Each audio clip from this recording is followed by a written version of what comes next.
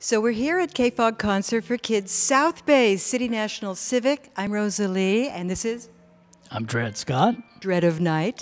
And we're with James Bay. Welcome, James. Hey there. How you doing? We just saw you up on stage making enough sound for like 5 people with what, just the 2 of you? Just the 2 of us, yeah. We're trying to... I recently this year I started playing with a band more because I've been writing towards like a band sound. So at this point we're just trying to replicate that because Jerry is actually my drummer, and you know, back home in England we've definitely done a few gigs now, a couple of tours with the band, but we're not quite at the point where we can bring the whole band out here yet. Soon, but for the time being, Jerry and his sort of multi-instrumental talent is making up for that, and yeah, we're making as much sound as we can, I guess. Opening for Hosier, did that open doors for you? It did, and it was me and Jerry again, and it got us a lot of very cool recognition. You know, there's a lot of his audience over here is incredible, and they were really kind of appreciative and open to us. Now, Dred is a musician too. He plays the ukulele. I know he really does, on the air even. And he had heard that it was the opening riffs of Layla that got you into wanting to be a guitar god. You were going to talk about guitar. Well, you're in the singer-songwriter category, and that's how people think of you, but I think maybe the guitar playing takes a back seat, but it's my understanding that maybe that's what you first got into, was the guitar playing, and I really enjoy listening to you play guitar. I hear a little Jeff Buckley, etc., but maybe you can talk a little bit about your influences and starting as a guitar player. Of course, yeah. No, I very much started as a guitar player. There was a good 3 or 4 or 5 years of me just focused on that. That was I heard the riff to Layla, among 1 or 2 other things. I remember Lynyrd Skynyrd's Freebird at the time as well. My dad was playing these records on the weekend, and yeah, this stuff just blew my mind. You know, I was 11, I'd been listening to pop music on the radio, and so I've always had a thing for that, but it was just suddenly guitar affected me in a very big way, and that's what I gravitated to really quickly. We had a sort of broken up old kind of busted guitar in a cupboard in the spare room in our house, that I was sort of semi-aware that it was there. And you know, when I heard this stuff at that age, I don't know why, but all those kind of stars aligned, and I just went, we've got to fix that thing up, and I've got to have a go. And I remember just holding it.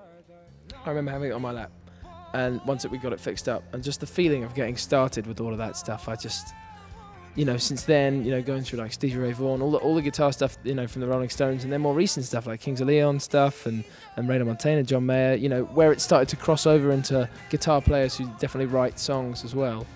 I was obsessed with guitar, and yes, I kind of wanted to take that. Eventually, I worked out I could take that into being a songwriter as well and a singer. So I did, but it definitely started with the guitar.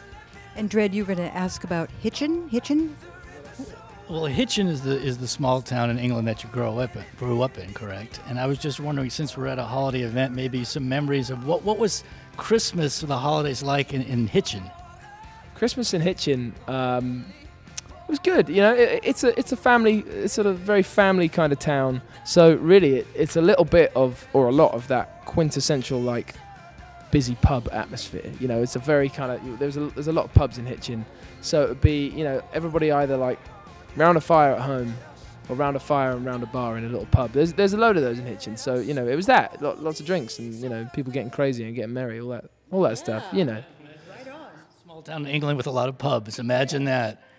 Yeah, exactly. How bizarre. No, it was very much that, and I had a good time there doing that stuff. Speaking of pubs, I know that you said that you could hone your material by finding out what shut up a noisy pub. You know, when suddenly you could hear a pin drop, you knew that was the song that was going to make it, right? Yeah, that was that was a big learning curve for me, and that was the thing that I really kind of fell in love with about open mics. And then, you know, I learned a lot of sort of little tricks and tactics, or I taught myself a few things with just dynamics, you know, sort of light and shade of a song and a performance. Because the great challenge for me in that environment was, you know, look, there's people at the back of this room and maybe throughout the whole room who haven't paid to come and see me play. They don't even know who I am. They paid for a drink, and they brought their friends along and they wanted to talk. And so my challenge is to try and get them to shut up. And that was what I do. And yeah, it taught me a lot about my music. And I used to kind of, I ended up almost writing for that kind of environment. How can I, you know, tailor this song to get people to listen to it? You know? What makes it a showstopper, right? Simple, exactly. So we have a tradition, this being a benefit concert for Children's Hospital and for Toys for Tots, of asking our performers, is there any particular toy or game or book you remember, fondly as a kid? I'll tell you the one thing I'll always remember, and I was reminded of it because on the plane over here from New York, I watched Ghostbusters, one of the classics, and I was reminded of a few things actually.